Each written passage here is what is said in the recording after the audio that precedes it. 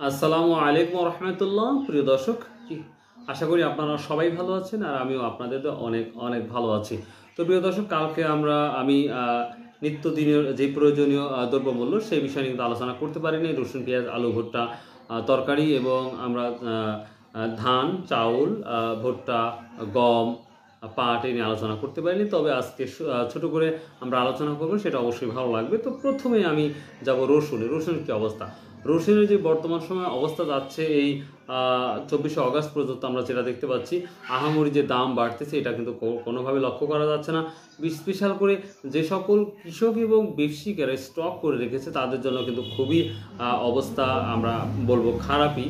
কারণ তারা 4,000 4,500 টাকা করে কিন্তু 3500 টাকা করে ছোটো কোয়ালিটি রসুন কিন্তু তারা স্টক করেছিল।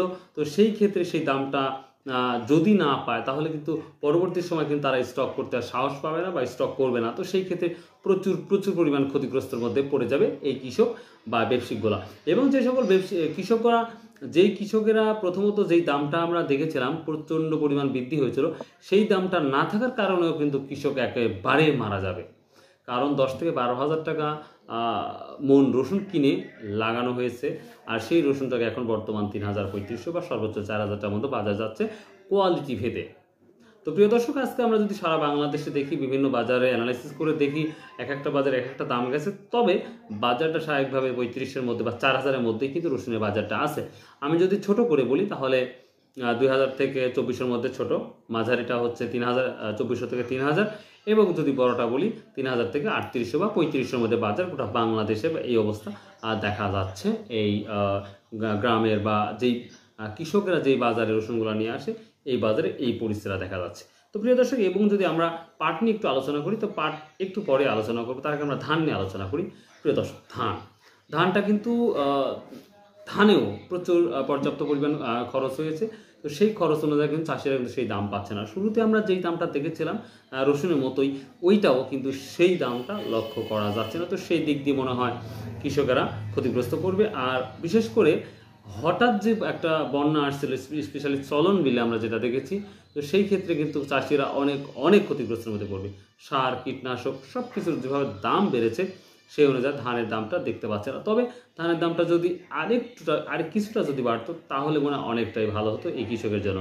এবং আরেকটা স্পেশালি আপনাদের নিউজ দিতে চাচ্ছি, ধানের গোড়া, এটা কিন্তু দেখা যাচ্ছে 550 যাচ্ছে, বিক্রি হচ্ছে একবারে লোকাল এরিয়াতে। এবং যদি মিলের গুঁড়া যদি বিক্রি করা হয় তাহলে কিন্তু মিলের গুঁড়ার দামটা একটু বেশি। আমরা শুনেছি 600 থেকে 650-এর মধ্যে কিন্তু কোয়ালিটি ভেদে এই গুঁড়াগুলা বিক্রি হচ্ছে। তো প্রিয় দর্শক, এবার ভুট্টার দামটা কিন্তু নর্মাল কমতে শুরু করেছে। আমরা দিন দিন দেখতে কমেই যাচ্ছে। তবে সর্বোচ্চ হাই কোয়ালিটি হয়তো 1200-1210-এর মধ্যে দেখা যাচ্ছে।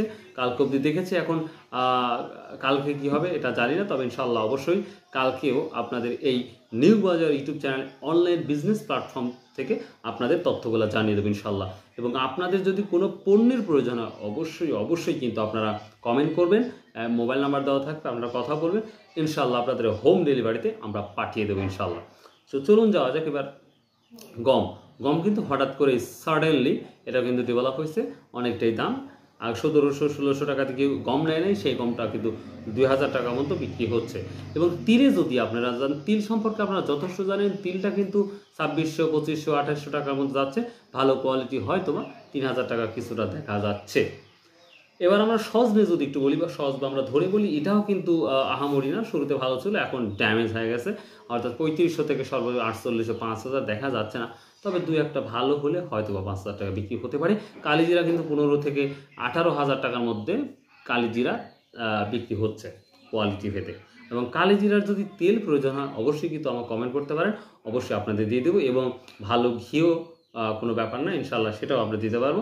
এবং আপনার যদি পছন্দ না হয় অবশ্যই আমাদের সঙ্গে সঙ্গে বলবেন, এবং আমরা অবশ্যই আপনার মালটা ঘরত নিয়ে দেবো। তো প্রিয় দর্শক, এবার আমরা আসি আসল কাজে।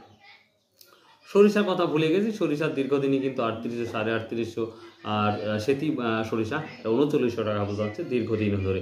বাজার আর কোনো আপডাউন হচ্ছে না, একবার লেভেল বাজারে আছে। তো লেভেল বাজারে আছে জন্যই কোনো সেভাবে আমরা রেসপন্সিবল পাচ্ছি না কৃষকের কাছ থেকে। লেভেল বাজার 3800, 3900, খুব ভালো একটা বাজার দেখতে পাচ্ছি মাশাআল্লাহ। এবার আমরা আসি পেঁয়াজটা কিন্তু 17 17 আগস্ট থেকে কিন্তু আমদানি বন্ধ হয়ে গেছে, অর্থাৎ এলজি পেঁয়াজ আসছে না। তো সেই ক্ষেত্রে কিন্তু সম্ভাবনা দেখা যাচ্ছে বাজারটা একটু উপরের দিকে। আমরা চাঁদপুর বাজারে দেখেছি, সেই ক্ষেত্রে আপনাদের শুনিয়েছি, কিন্তু বাজারটা একটু ভালোর দিকে, একটু উপরের দিকে। সর্বোচ্চ আমরা 2700 টাকা পর্যন্ত কিন্তু বিক্রি দেখেছিলাম কোয়ালিটি ভেদে। তবে আশা করা যাচ্ছে যদি আমদানি না হয় বা পর্যাপ্ত পরিমাণ যে আমদানি ছিল সেটা যদি ফুরিয়ে যায়, তাহলে কিন্তু অবশ্যই দামটা বাড়বে। আর একটা কথা বলি, প্লিজ চায়না রসুন খাওয়া বাদ রাখুন, দেশীয় রসুন খান, দেশ বাঁচান, কৃষক বাঁচান, এবং আপনিও সুস্থ থাকবেন 100% যদি দেশীয় রসুন খান। প্রিয় দর্শক, সর্বশেষ যদি আলোচনা করি সেটা হচ্ছে জুট, পাট নিয়ে কি আলোচনা। অনেকেই বলেন যে খায়রুল ভাই, পাটের দামটা দিন বৃদ্ধি পাচ্ছে, কি করব, বা বাড়বে কি বাড়বে না। প্রথমত বলি ভাই, আল্লাহু আ'লাম, আল্লাহই ভালো জানে এটার দাম বাড়বে কি কমবে, এটা অবশ্যই জানে, তো ব্যাপার না।